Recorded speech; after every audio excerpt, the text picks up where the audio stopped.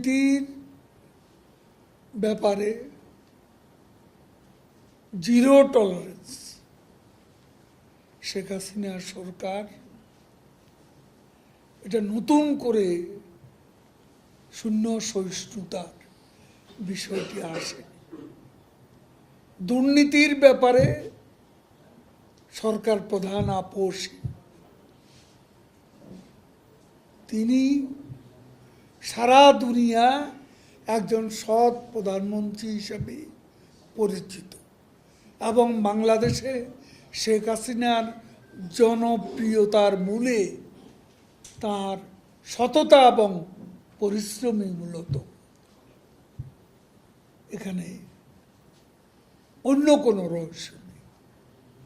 কাজেই আমরা দুর্নীতির বিরুদ্ধে সবসময়ই আমরা ব্যবস্থা নিতে প্রস্তুত।